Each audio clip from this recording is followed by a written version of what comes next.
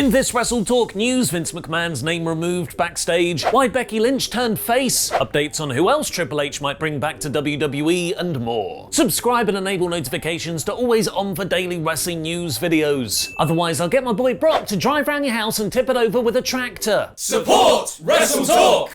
I said in my review yesterday that SummerSlam was my favourite premium live event of the whole year, with returns, face turns, heel turns, and one of the all-time great moments ever in WWE. Roman Reigns catching Brock Lesnar's microphone. Scrap the whole WWE opening bumper, just play this clip over and over again with John Cena saying then, now, forever. On self-reflection though, while the show was hugely entertaining, if I'd watched it just 2 weeks ago, I would have likely just dumped it out my brain as soon as it was over. Because, back then, what's the point of getting excited about WWE stuff when nothing has been properly followed up on for 15 years? But this SummerSlam was different, being the first show with Triple H as full head of creative following Vince McMahon stepping down from his position in the company, / forced out because of mounting allegations of sexual misconduct cover-ups. I realised that sometimes one's enjoyment of a wrestling show isn't just the show itself, but how optimistic and hopeful it makes you for what happens next. And with a bearded new Dawn, the previous regime's default disappointment setting have been washed away. And it's not just in the fans' minds that this has taken place. According to PW Insider, any trace of Vince McMahon's name has also been removed backstage at SummerSlam. In fact, not just removed, the article's title reads, ERADICATED. PW Insider reports that the room that would have previously been called Vince's office behind the scenes was listed as the CEO office at SummerSlam, all in caps like EO Sky. This is because there are currently 2 CEOs, with the role being shared by Nick Khan and Stephanie McMahon in your new favourite odd couple roommate sitcom. Triple H also had his own office backstage with the sign Pool of Esque. You're exposing the business, Trips. PW Insider finishes their description of the SummerSlam backstage area with all the old signage that would have featured Vince McMahon's name is nowhere to be found. There's been a lot of speculation that even though Vince has stepped down from the company, he might still be pulling the strings from behind the scenes. Because, like everything else in WWE right now, that's what happens in succession. So, like most things in wrestling, Vince's name being removed is either a shoot or a work shoot shooty work, much love HH Kiss. Whatever the case is though, creatively, Triple H really is leading the charge, with news that several booking decisions at SummerSlam were directly his commands. Easily the best piece of storytelling from SummerSlam was the surprisingly effective resolution of the Bianca Belair vs Becky Lynch feud. That story, of course, began precisely a year before, where Becky returned at SummerSlam 2021, turned heel, and squashed Belair for her title in the opening of Saturday's premium live event. Though Belair decisively won, Becky then embraced her in congratulations and stood side by side with her against Bayley's new debuting faction. It was a perfect way to wrap up Becky's heel character, beautifully turning her face and somehow making Belair look even stronger. And according to PW Torch, Vince McMahon did not want to do that. I can now confirm Becky was not gonna turn if Vince McMahon was still in control. That was a Pool of Esque call. I just got confirmation on that. She would have been a heel as we're talking right now if McMahon was still running things. So, one big change early on there. Lynch turning heel has been fun, but similar to how people didn't want Stone Cold to turn heel in 2001, it's gone against the organic reaction of the crowd wanting to cheer for her. It's yet another exciting sign of what could be in WWE, with Triple H neatly tying up storylines from the previous regime while simultaneously rebooting them for new arcs going forward.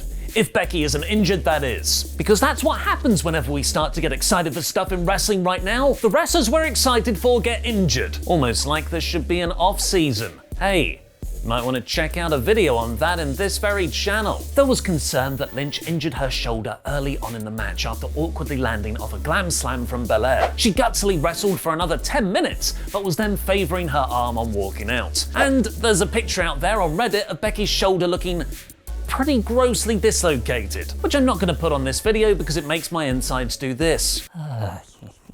Hopefully it's just a case of going And she'll be okay, because her and Belair set up a feud against Bayley's new heel faction of her, Dakota Kai, who had been released back in April, and Io Shirai, now called Io Sky, who was thought to be leaving the company for Japan imminently. Bayley has seemingly revealed the group's name on Twitter, posting a shot of the three with the word control, which the former Braun Strowman Adam Scherr quickly jumped in to reply, "Your narrative. Stop trying to make fetch happen." As Luke said in yesterday's news, this faction was reportedly pitched several months ago, but Vince turned it down. Kai was also in early talks with AEW, but has obviously opted for a WWE return under Triple H. Kai is a frequent streamer on Twitch, which is controversially not allowed in WWE, coming under their third-party platform's ban. WWE want all the wrestlers making money endeavors to go through them, but Kai has tweeted that she will still be streaming, implying that Triple H, who is also the head of talent relations, is going to be more accommodating when it comes to wrestlers having Twitch or Cameo accounts. And Kai might just be the first of a returning wave of departed WWE and NXT talent.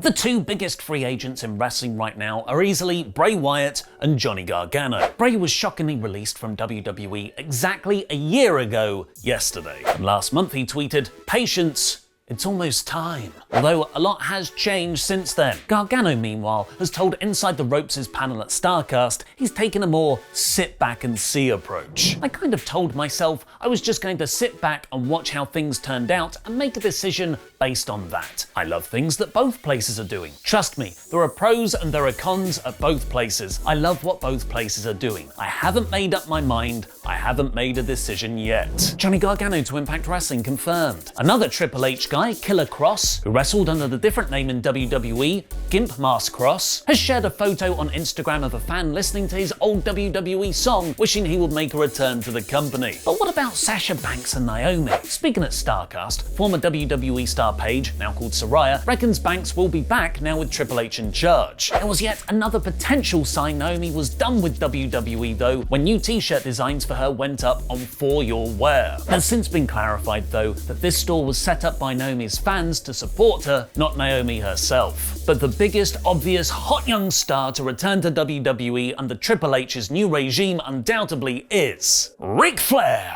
Because nothing sets up a Ric Flair wrestling return more than a Ric Flair wrestling retirement. Taking place last night, Flair made SummerSlam star Jeff Jarrett tap in the figure 4 leg lock, giving the win for him and his son-in-law Andrade over Jarrett and Jay Lethal. Flair's other son-in-law, StarCast promoter and prolific podcaster Conrad Thompson, helped in the victory by throwing a pair of brass knucks to Andrade. Hopefully Rick does stick to retirement this time, because a lot of this match was built around, "Oh God, please don't die, you're 73 years old," with I'm Juba reviewing the bout on Reddit. It wasn't as bad as I thought it would be, but at the same time it was somehow worse than I thought it would be. Thankfully ESPN's Mark Raimondi has tweeted Rick is at least okay enough to partay. Update: Ric Flair is completely fine after his final match and at his after party right now in downtown Nashville, hanging out with Kid Rock, family and more. The landscape has also shifted in WrestleTalk, because in our epic Quizzlemania 50, which you can watch over on Parts Unknown right now, Adam Blompier surprised us all with a bonus round, pitting me and Luke against Pete and Tempest, where the losers had to review Raw for a month and the winners got AEW up until All Out. Spoiler, this happened. For the game, how many sisters does Sullivan have? 4. Incorrect. Luke. 7. Incorrect. Ollie. 6. Incorrect. Tempest. 5. Is the right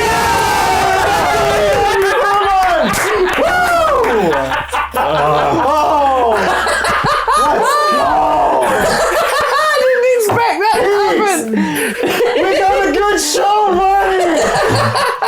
We finally got a good show. Oh no.